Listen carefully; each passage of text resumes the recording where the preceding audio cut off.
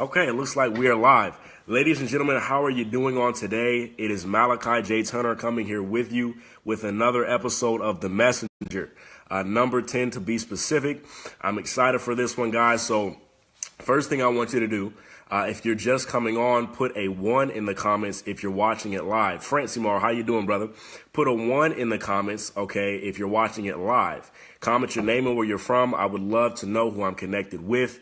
Guys, if you're watching the replay, which most of you will see the replay, comment in the comments. Drop a comment with the number 2 so that I know that you're watching the replay. Also, guys, in the top right-hand corner of the screen, click turn on my live notifications if you're on an iPhone. And we're going to get, okay, Arizona. Jamie Schaefer, how you doing from Arizona? Guys, I've got to say, I'm under the weather a little bit, but I'm enjoying the weather here in Sacramento, California. It is raining a little bit. I like the rain. If you like the rain, put a rain emoji in the comments. If you like the rain, okay, all of you that are going to see the replay, put a rain emoji in the comments. But today, okay, we're talking about they should be laughing. Yes, they should. Yes, they should. Yes, they should. Holly Ludi, how you doing? Good to have you on. Guys, comment your name and where you're coming in from. We're talking about they should be laughing. Okay, they really should. If nobody's laughing, okay, let me tell you, you're not doing something right. You're not. It's they should be laughing. Yes, they should. Yes, they should. And I'm going to expand upon that. Lakeisha, how you doing? Lakeisha Lampkin. Guys, comment your name and where you're from. We're going to get started today. But today we're talking about, and I will say it again, you've probably heard it 30,000 times now, they should be laughing. What do I mean by that? So when it comes to your dream, when it comes to your goal or whatever it is that you're doing, I don't know what it is for each and every single one of you, but you've got to have a goal so big, okay, so big that people should be laughing. It should be laughable. It should be comical. To the average small-minded person, your dream should be something that they laugh at and say, how could you ever do that? You don't really honestly believe that you're going to do that, do you? It should be that big.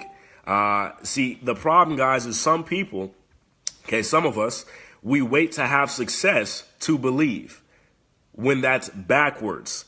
Okay, you should be believing so that you can have the success. Guys, a lot of the things, I don't know what each and every single one of you want to do, but whatever it is, I can almost bet that it does not take faith to do it.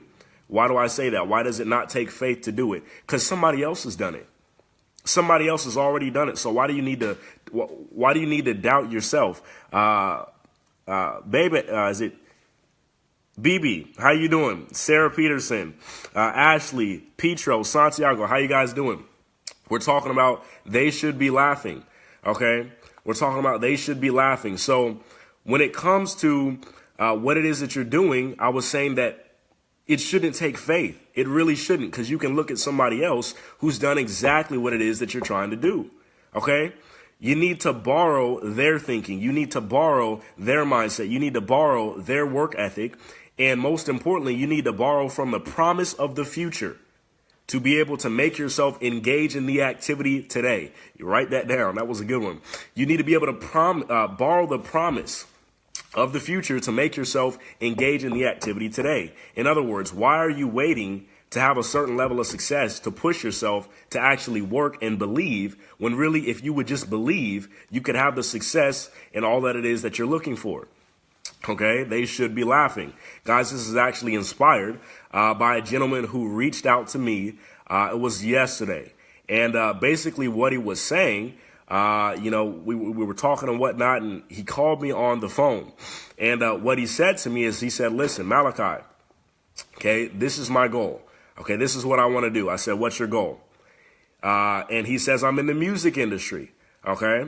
And, I'm listening to what he's saying, and he begins to lay out his goal and his dream and his vision and what it was that he was trying to do.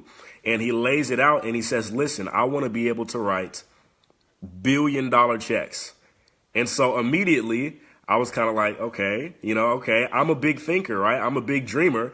But when somebody says they want to write billion-dollar checks, let alone be a billionaire, you double take. Okay. So I was like, okay, well, I began to evaluate. I began to look at him and say, okay, well, what about him validates him saying that? What about them gives him the audacity to even be able to say and believe that that's possible? Okay?